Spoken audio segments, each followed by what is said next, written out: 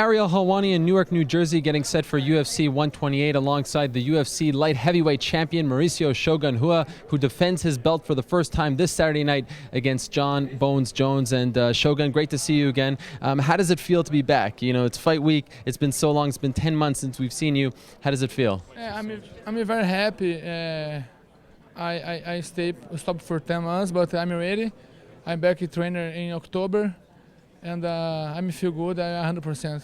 I like this. Eduardo's the best in the business, but we don't need you anymore, Eduardo. He's speaking English very well now. You've taught him well. Yes. That's the plan. Exactly. Can you take us back to after beating Machida, and you were on top of the MMA world, and everyone said Shogun is back, he's 100%, all that stuff, and then you have to deal with the injury. How devastating was that?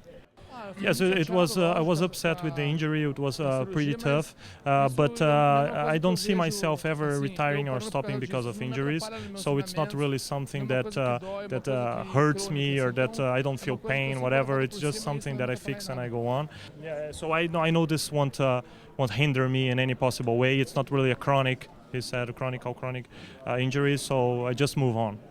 Considering you had to get your appendix removed and your knee issues going into that fight, is it safe to say that you are more healthy now going into this fight than you were going into the Machida fight, the second one? Yeah, most certainly so. This time I'm injury-free. I'm 100%. I'm feeling great.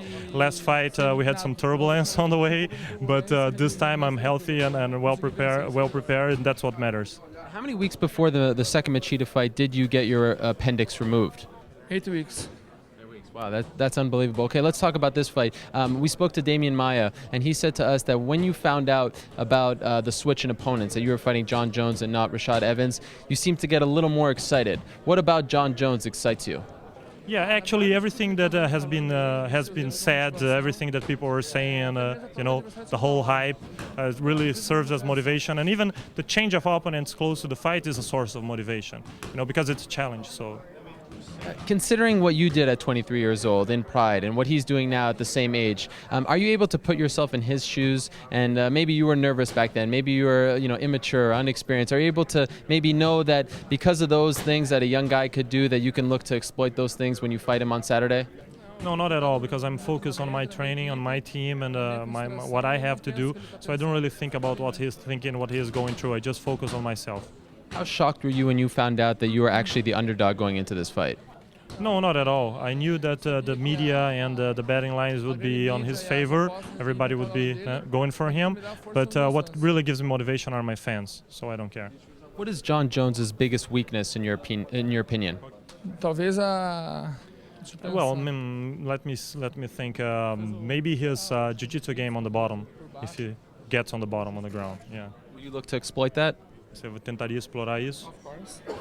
Just two more questions for you, if you don't mind. Obviously, he's had a lot of hype. There's a lot of buzz surrounding him. Do you feel as though he is ready and deserving of this title shot? Yes, I think he deserves a title shot for sure. With Rashad being injured, he was the guy next in line, the guy that really was deserving of a title shot. The other guy that could deserve it also was Rampage Jackson, but Rampage couldn't take the fight because it was too close. Whatever. So besides him, the only guy that was really but deserving, that earned the title shot was John Jones. So I think it's fair, of course. And finally, we've heard that he signs autographs. He says Champ 2011, and we saw him at the press conference yesterday, very confident, very relaxed. What do you make of his demeanor? Do you think that maybe he's overlooking you? Do you think that he's a little too cocky? What's your take on that? Well, I think his demeanor is ridiculous, actually, because you cannot really go signing as a champion without being the champion. I think that's disrespectful. But each and everyone has their own personality, so everybody has to, walk the walk and talk the talk. He has to stand by his actions and pay his bills. So I really don't like his behavior, but now he has to back up the talk. So. Let me just ask you, Eduardo, you were very vocal on the Countdown show, and I even heard you swear, which we don't hear from you. It seems like you're very fired up going into this, and you're Mauricio's sort of mouthpiece in English. You're able to explain what he's going through. How fired up are you? And you're sort of feeding off each other, but it seems as though you guys are walking into this one with a chip on your shoulder, right? Yeah. Actually, I got a little more emotional, per se, or more pumped up and fired up for this fight than ever before because, quite honestly, I'm growing tired of people doubting him. I mean, it has happened against Chuck Liddell. We figured out it's okay because he was coming from injuries. Performance against Coleman wasn't that great. Then it happened the same against Machida for the first time, but he went in there, did a great fight, was controversial. We thought he won. Then there was a rematch, and the same happened. People, but now Machida is a genius, will come with a super strategy, and he's fucked because he spent all of his possibilities in the first fight.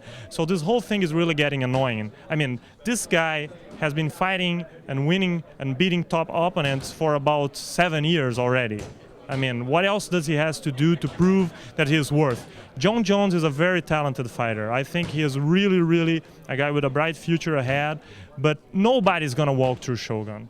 I mean, look at what his guy has done. You know, there's no way this is gonna happen against anyone. And if someone has the tools and has unpredictability and it's proven, it's Shogun, not Jones. I mean, Jones is talented, he has skills, he has a bright future, but he's not proven yet. And he'll have his chance. Maybe he'll rise to the occasion, he will do great, and I'll be the first one to give him accolades after the fight. But right now, I think people should respect his past, his legacy, his skills, and his talent a lot more.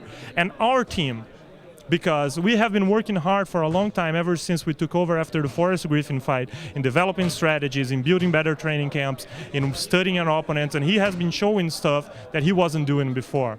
Has been maturing as a fighter, being a much more experienced, much more lethal because he is strategic now. And still people don't give us props, still people don't respect us, still people think that we are going to lose and he's going to, not only lose, but he's going to be killed. It's always the same talk. Why?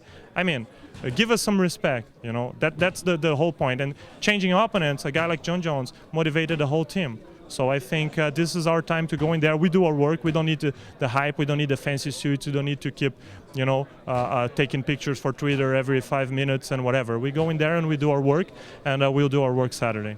All right, very well said. Mauricio Shogun Rua is ready. The time for talking is officially over. It goes down Saturday night at the Prudential Center in Newark, New Jersey. Thank you so much. Good luck to you. Thanks. Thank you very much, guys. See you Saturday.